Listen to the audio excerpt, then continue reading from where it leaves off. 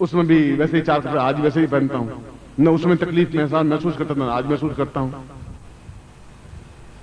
इसलिए पिंजरे में बंद व्यक्ति, तोता जो होता है, बहुत सुखी है। हरी मिर्च बोल मिठू राम राम राम राम, और उसको तोते को मिर्ची खिला देते हैं, अनार के दाने खिला देते हैं। आप पिंजरे में बंद है, बहुत आराम से बैठे हुए, सेफ, कोई तकलीफ नहीं। पत्नी कह रहा नहीं जाना, गुरु जी के पास जाओगे तुम बिगड़ के आ जाओगे, वहां हूं करने लग जाओगे, तुम ये मंत्र ये बहुत चक्करबाजी है, तुम छोड़ो। माँ बाप कह रहे हैं कहां भटक रहा है, तुम क्या होगा इससे, दुकान पे बैठ, थोड़ा 2 रुपए की चीज को 5 में बेच, शाबाश बेटा बहुत अच्छा कहलाएगा। हमारे यहाँ तो जो सीधा साधा लड़का कहता है ये डप्पू है गुरुजी, इसमें कोई लक्षण नहीं, ये फुर्ता है, बहुत फुर्त है साला, शाम को 200-500 रुपए उड़ा के ले ही आता है, ये चालू चीज, बहुत होशियार है वो, तो चालू चीज, वो बहुत होशियार, वो सीधा है, वो बेकार डप्पू। संस्कार ऐसे हो गए हमारे, क्या होगा, किस प्रकार से होगा, कौन संस्कारों को सुधारेगा? तुम्हारे बच्चों को सुधारेगा कौन? तुम खुद पिंजरे में बंद हो तो अपने बच्चों को पिंजरे में बंद कर दोगे तुम। एक वो तोता है जिसको अनार के दाने तो नहीं मिल रहे हैं, पर आकाश में उड़ रहा है, विचरण कर रहा है, गगन पूरा आकाश उसका है, और मानसरोवर का हंस तक उड़ता रहता है। मैं आपको मानसरोवर का हंस बनाना चाहता हूं। ऐसा तोता, ऐसा चीज नहीं पिंजरे में बंद हो, चाहे सोने की बनी हुई हो, वो कोई मतलब नहीं है। बोले प्रभु जी गुरुदेव की, प्रभु जी गुरुदेव की, वंदलिया माता जी की, मुझ छोटे गुरुदेव की, आज के आनंद की, सिद्धाश्रम साधक परिवार की। हर हर महादेव।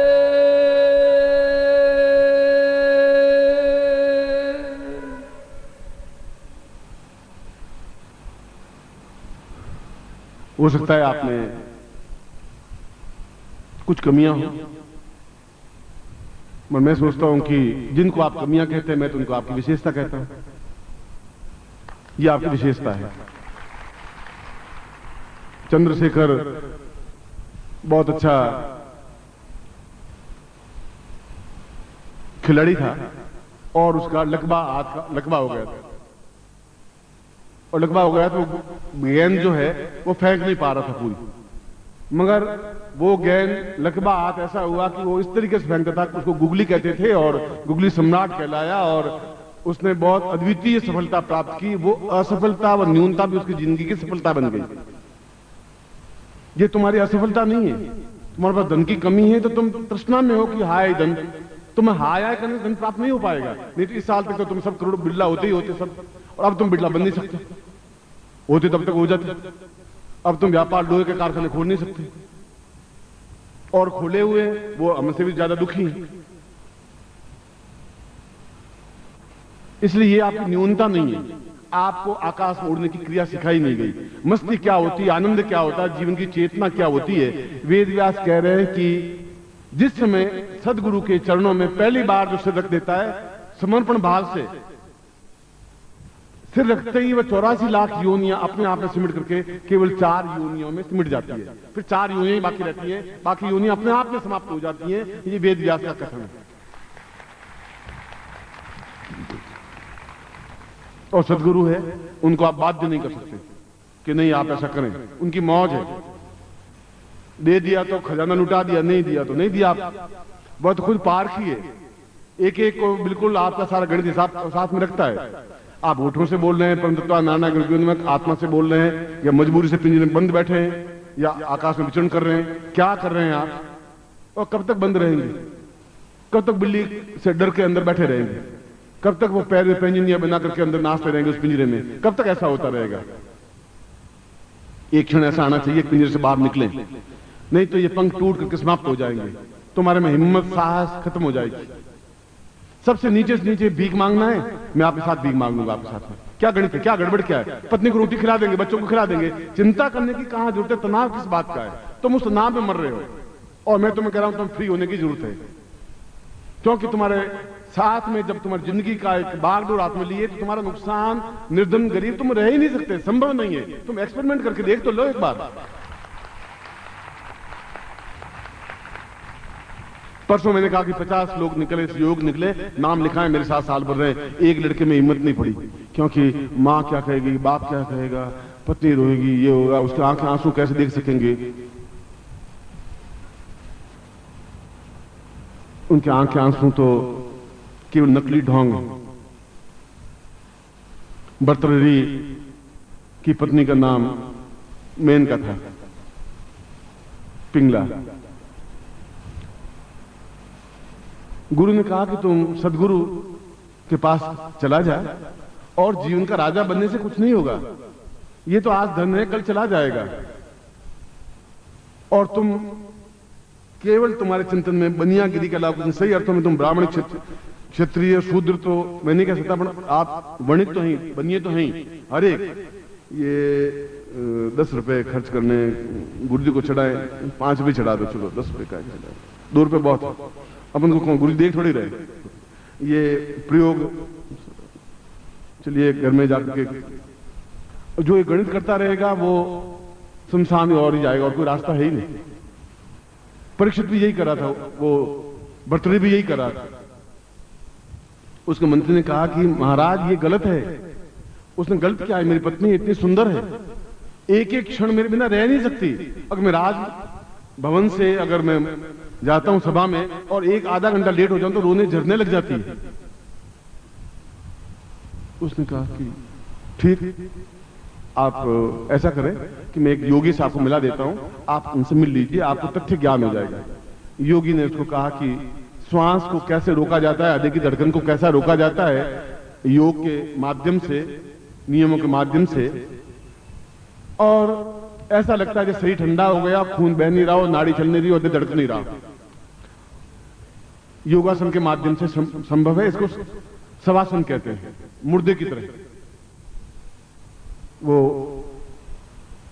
2-4 दिन बाद एक सोने का खंभा बीच में लगा हुआ था और ऊपर पूरा महल बना हुआ था, सोने के खंभे के ऊपर टिका हुआ। उसके सोने खंभे के दोनों पांव बीच में फंसा दिए और फंसा करके नीचे गिर गया। एक धड़ाम से गिरा और एकदम से उसने श्वास को रोक दिया, शवासन कर लिया। ऐसा शवासन जहां हृदय भी धड़के नहीं। वो पिंगला एकदम से दौड़ी, घबराई, क्या हुआ, पतिदेव को एकदम से गिरे, कैसे गिरे। वैद्य को बुलाया, वैद्य ने देखा कि फिनिश्ड, समाप्त हो गया, महाराजा साहब समाप्त हो गए।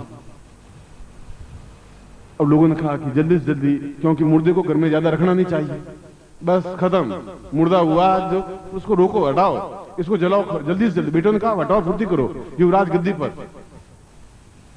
अब करें क्या, उनके पांव और मुर्दे के पांव ऐसे ऐंठते हैं कि उसको आप फोड़ नहीं सकते। अगर पालथी मार के आप पालथी मारते मर जाएं तो 10,000 लोग भी आपके पैर को सीधा कर नहीं सकते, संभव नहीं है, क्यों हड्डियां बिल्कुल जाम हो जाती हैं। टूट तो सकते हैं, टुकड़े तो हो सकते हैं, काट सकते हैं, और सीधे हाथ के पैर नहीं हो सकते। इतना अकड़ जाता है शरीर, केवल 10 मिनट के अंदर अंदर पूरा खून पानी बन जाता है। और जिस शरीर को आप बहुत सुगंधित लक्स और क्रीम लगाते हो, वो घंटे बाद दुर्गंध होने लग जाता है। बर्फ की सिल्लियां रखनी पड़ती है कि दुर्गंध नहीं फैले। आपका शरीर है क्या, और उसको खोल करके देखें और वह तो पानी बन जाता है। शरीर के अंदर के हिस्से बेचें तो 2.5 रुपए से ज्यादा इसमें फास्फोरस निकलता है, एक कैल्शियम निकलता है, 1.5 रुपए का कैल्शियम है, 8 आने का फास्फोरस है। इसके अलावा तो पानी शरीर में, नाड़ियां हैं, हड्डियों से कुछ बनता नहीं, गल जाती हैं नाड़ियों, क्योंकि आपके पशुओं की हड्डियों से फिर भी कुछ बनता है, उसकी चमड़ी से फिर भी जूते बनते हैं। आपकी चमड़ी भी काम नहीं आती, हड्डियां भी काम नहीं आती। 2.5 रुपए के आप आदमी हैं, अब उसके ऊपर आप 5 रुपए का लक्ष्य लगा दे, 25 रुपए का लक्ष्य लगा दे, होना तो यही तथ्य ये है, सत्य ये है। अब उसके आप जो भी सोचें, आपकी मर्जी। इसलिए बनिया बनने की जरूरत नहीं है। जब गुरु ने कहा कि साधना करनी है, प्रयोग करना है, तो करना है, फिर देखा जाएगा। क्या गणित क्या करनी है इसमें, नहीं करना है तो नहीं करना है। बीच में आप झूलिए मत। जो आज्ञा दे दी है, सोच विचार की आज्ञा दूंगा। हर क्षण हर पल जो आपके लिए उपयुक्त है वही बात करूंगा। आपको प्रेम के रास्ते पर चलाने के लिए आया हूं, ज्ञान के रास्ते पर चलाने के लिए आया हूं, 2 टूक बात कहने के लिए आया हूं, गारंटी के साथ में आया हूं। यहाँ के लोग आश्चर्य करते हैं कि ये कैसा शिविर लग रहा है, न कोई राम कथा है, न कृष्ण कथा है, न कोई रावण आया, अभी तक आया ही नहीं, न कोई सीता को ले गया। ये क्या हो रहा है? वो सुनते हैं, उनको कुछ समझ में आ नहीं रही बात। मैं कह रहा हूं हमारे शिविर तुम्हारे समझ में आएंगे नहीं। ये शिविर कुछ और है, ये अंश है, ये तोतों के शिविर नहीं है, बोल मिठू राम राम वाले शिविर नहीं है। ये कुछ और शिविर है, अंश है, मानसरोवर का अंश है, और मोती के अलावा कुछ चुगते ही नहीं है, छोटी चीज चुगते ही नहीं है। प्रभु जी गुरुदेव की, प्रभु जी गुरुदेव की, वंदलिया माता जी की, उन छोटे गुरुदेव की, सिद्धाश्रम साधक परिवार की। हर हर महादेव।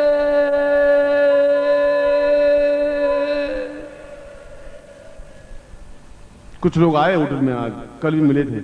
आपके यहाँ वो क्या हो रहा है, कुछ हमारे समझ में नहीं आ रहा। 5-7 मिनट ठहरे फिर रवाना हो गए। राम कथा हो रही क्या? मैंने कहा कि यार रावण वावण आता ही नहीं, आता है मार भगा देते, बीच में से भगा दिया, आज भी भगा दिया।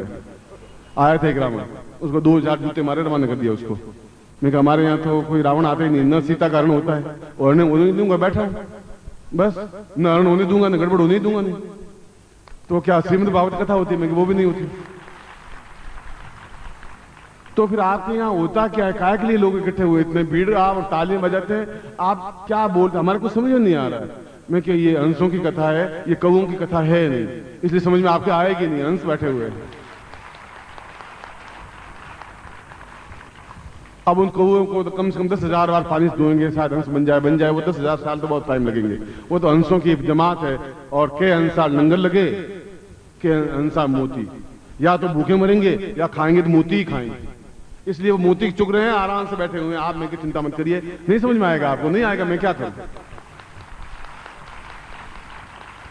मैं तो कहता हूं रावण आवे, अब वो आते हुए घबराते हैं और चुपचाप कुछ पैम्पलेट बांट के निकल जाते हैं। 2-4 लोगों ने हंसों ने मिला और 4 जूते लगाए, हंस भाग कुएं भाग।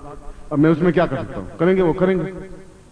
कल मैंने कहा तैयार हो गए, वो सोचा दूसरी बार तो आने का ना, हंसों के बीच में कौआ तो साफ झलक जाता है कि ये कौआ है। कल भी मुझे एक पैम्पलेट मिला, मैं तो कल की बात कह रहा था, ये मिला,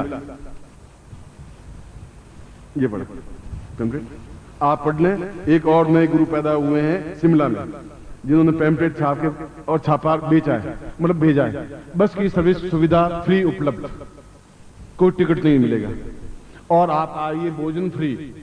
और गुरुदेव का नाम तो गुरुदेव बड़े हैं, इसलिए मैंने कहा गुरु है वो, गुरुदेव का नाम तो बहुत बड़ा है। मैंने कहा हम भी चले जाएं कभी, क्यों आज सुबह मुझे मिला वो। और ये